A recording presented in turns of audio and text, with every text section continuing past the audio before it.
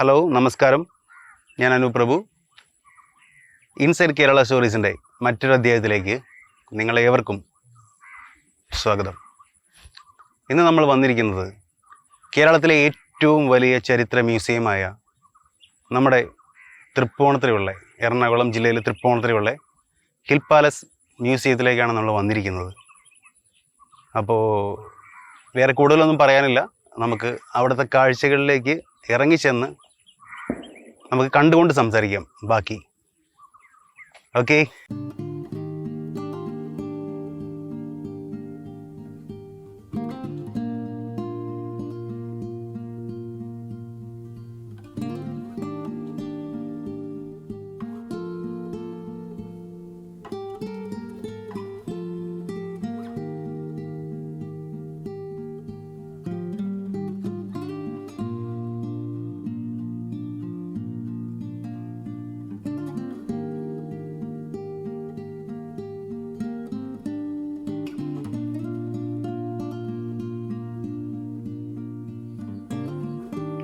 നമ്മളിപ്പോൾ കാണുന്ന ഈ ഒരു വഴിയുണ്ടല്ലോ, പണ്ട് കൊച്ചി രാജാവും രാജകുമാരന്മാരും അവരുടെ പരിവാരങ്ങളുമൊക്കെ സഞ്ചരിച്ചുകൊണ്ടിരുന്ന ഒരു നടപ്പാതയായിരുന്നു.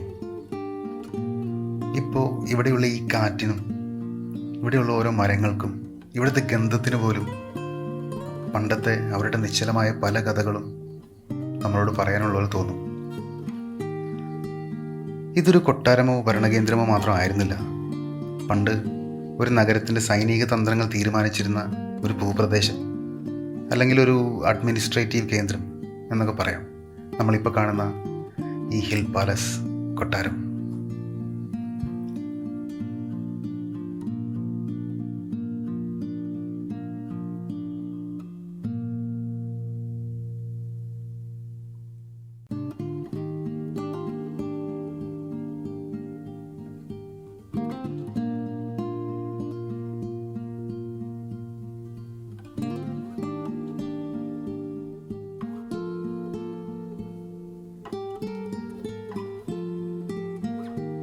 പത്തൊമ്പതാം നൂറ്റാണ്ടിൻ്റെ മധ്യത്തിൽ 1865 കൊച്ചി രാജവംശം ഈ കൊട്ടാരം സ്ഥാപിച്ചത്.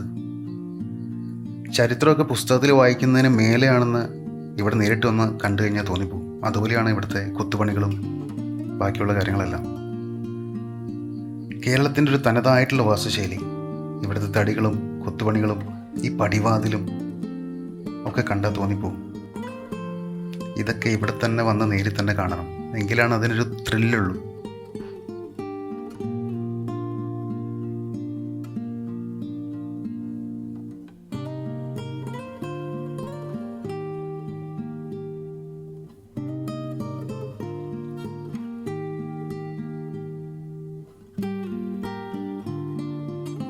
ഈ മുറ്റത്തിനൊക്കെ ഒരുപാട് കഥകൾ പറയാനുണ്ടായിരുന്നിരിക്കുമല്ലേ.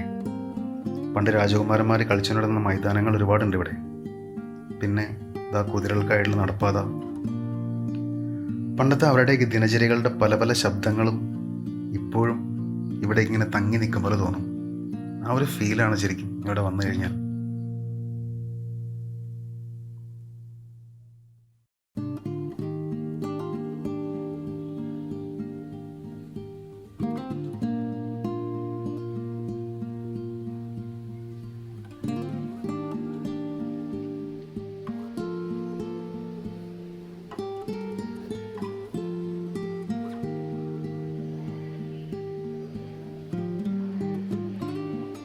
ഇത് കൊട്ടാരത്തിലേക്ക് കയറുന്ന മെയിൻ എൻട്രൻസ് ആണ്.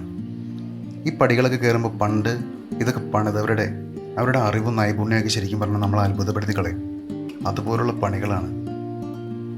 പണ്ട് പാരീസിൽ നിന്ന് കൊണ്ടുവന്ന സെറാമിക് ടൈൽസാണ് കൂടുതലും ഇവിടെ ഉപയോഗിച്ചിരുന്നതെന്നാണ് കേട്ടിട്ടുള്ളത്. കാലത്തിനെയും കാലാവസ്ഥേനെയൊക്കെ തോൽപ്പിക്കുന്ന പല നിർമ്മിതികളും ഇവിടുത്തെ ഓരോ കൊത്തുപണികളിലും നമുക്ക് കാണാൻ സാധിക്കും.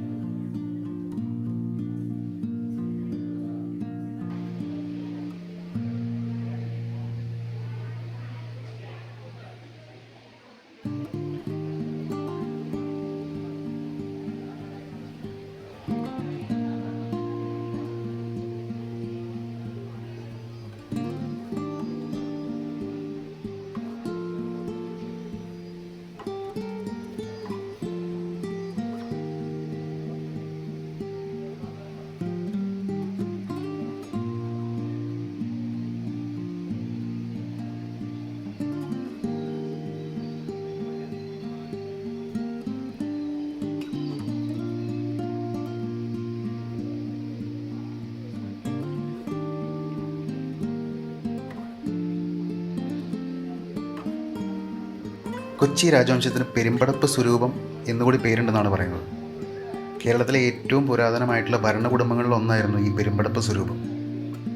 ഈ രാജവംശത്തിൻ്റെ തുടക്കം പെരുമ്പടപ്പ് എന്ന് പറയുന്ന സ്ഥലത്തു നിന്നാണ്. അതാണ് ഈ പേര് വരാൻ കാരണം എന്നാണ് പറയുന്നത്. ഇതിന് വലിയ നാട്, വലിയ ഭൂപ്രദേശം എന്നൊക്കെ അർത്ഥമുണ്ടെന്നാണ് പറയുന്നത്.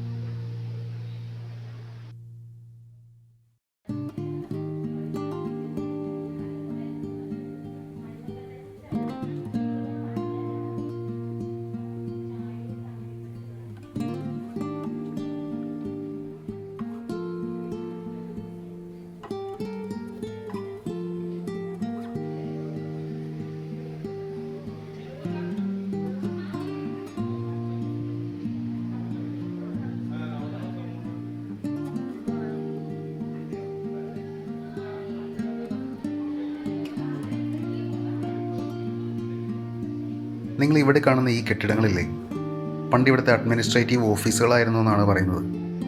പണ്ട് ബ്രിട്ടീഷുകാരും മതനേതാക്കളും വ്യാപാരികളൊക്കെ പണ്ട് പല ചർച്ചകളും ഇവിടെ ഇരുന്നാണ് ചെയ്തിരുന്നത്. ഇപ്പോൾ ഒരുപാട് സഞ്ചാരികളും അവരുടെയൊക്കെ ശബ്ദ കോലാഹലങ്ങൾക്കൊക്കെ ഇടയിൽ ഒരു രാജ്യം, ആ രാജ്യം പ്രവർത്തിക്കുന്നതിൻ്റെ പിന്നാമ്പുറത്തുള്ള ഒരുപാട് ശബ്ദങ്ങൾ ഇവിടെ നിശബ്ദമായിട്ട് ഇവിടേക്ക് ഇങ്ങനെ തളം കെട്ടി കിടക്കുന്നത് പോലെ നമുക്ക് തോന്നും.